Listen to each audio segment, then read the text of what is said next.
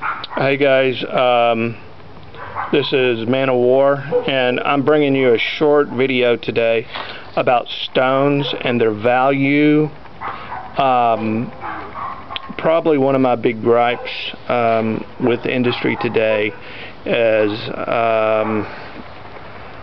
the fact that most people are being overcharged for most of the gemstones they buy or the jade they receive from shops, stores, whatever. And on top of that, probably at least 80 to 90% of your diamonds, sapphires, rubies, and emeralds have been treated. Basically, it destroys the integrity of the stone and just turns it into a common rock. And yet people pay ridiculous amounts of money for this stuff. I deal in this stuff, and so I have a really good idea of what the rough is worth and the hardness of the stone, the composition of it, and everything. So for me, it's pretty easy in buying stuff. I want to show you. I got 2 pounds of sapphires and emeralds in, or sapphires and rubies, and didn't pay that much for them really, because they're in the rough. They haven't been graded or anything. I personally like the stones that are in the rough that haven't yet been worked and cleaned up by gem cutters. I think actually the beauty of the stones is taken away when so much work goes into them, and they're just completely altered from what they originally were.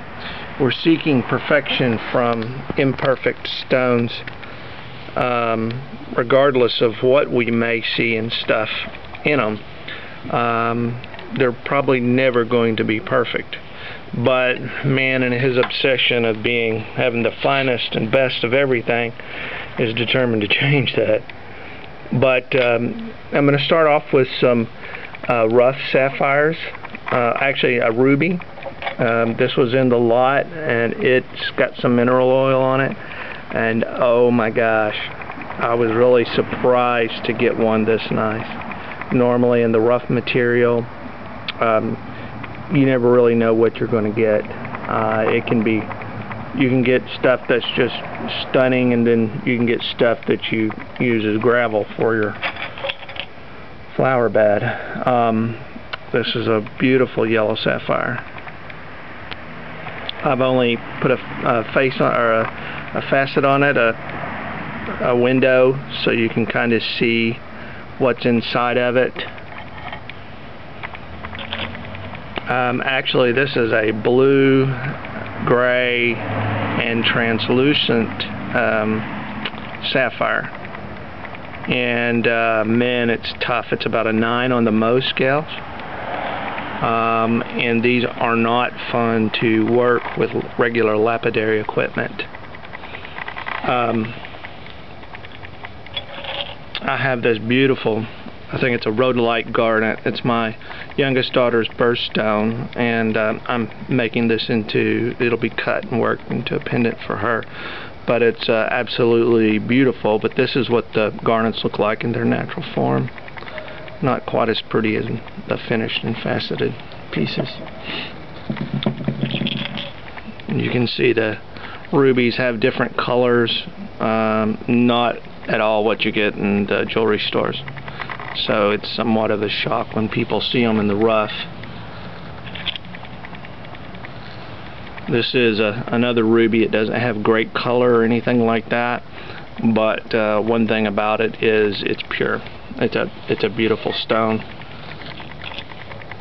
This is a grayish blue sapphire, and I put that window in there to grade it to see what colors and stuff it had. Actually, this is going to be a beautiful one. The deeper I go into this one, the more blue it gets. And actually, this could be heat treated and made a lot clearer, but you're really tampering with what nature did with there. This is a really bizarre sapphire. I've never seen one quite like it, but you're always surprised with these things. That's a beautiful one.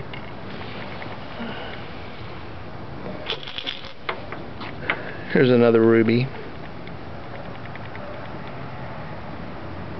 This is just a small sample of what I got in.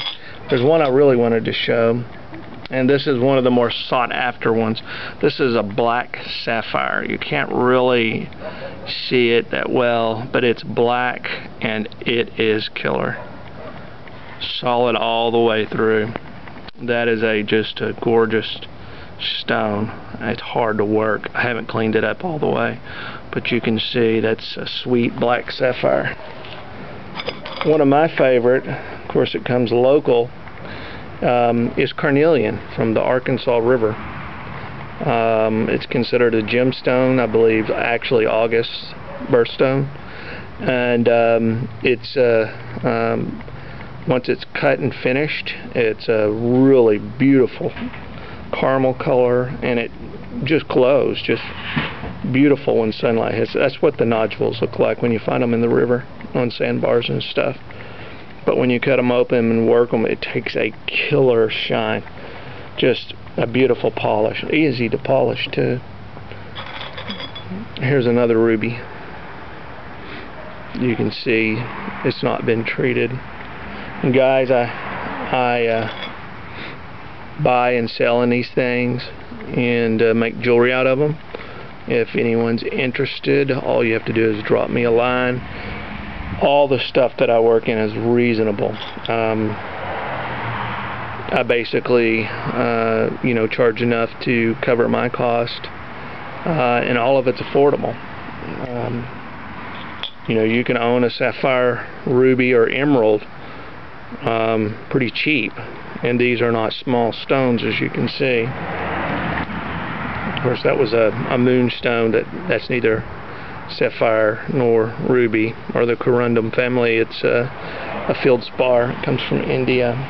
This is natural copper, but it makes beautiful jewelry. It's been cut to form.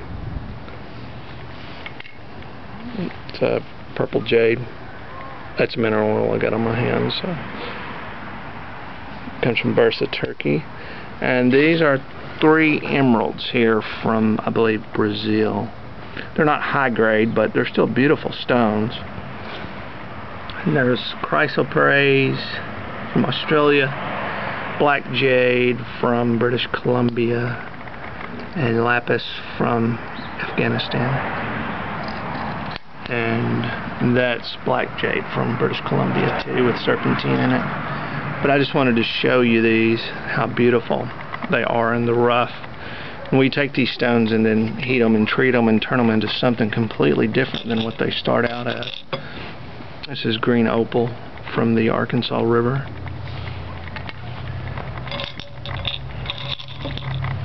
That's Burmese jade in the rough. It's not been treated or anything.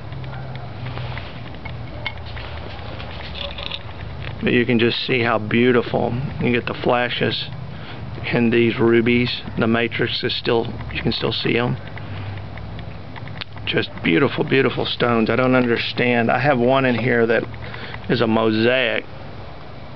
I don't know if it's going to be picked up, but guys, it's just absolutely beautiful. And there is a metaphysical, absolutely agree, there's a metaphysical side to working or using these stones. It's my personal belief, not everybody believes it, that they have an influence on you, and I just believe they do. But we take and heat these things up, destroy the matrix in them, and what you're left with is a pretty ugly rock, as far as I'm concerned. But you can see these are all real. This is beryllium fluorite from Idaho, I believe. Just gorgeous stones. But anyway, I just wanted to show y'all what I've got and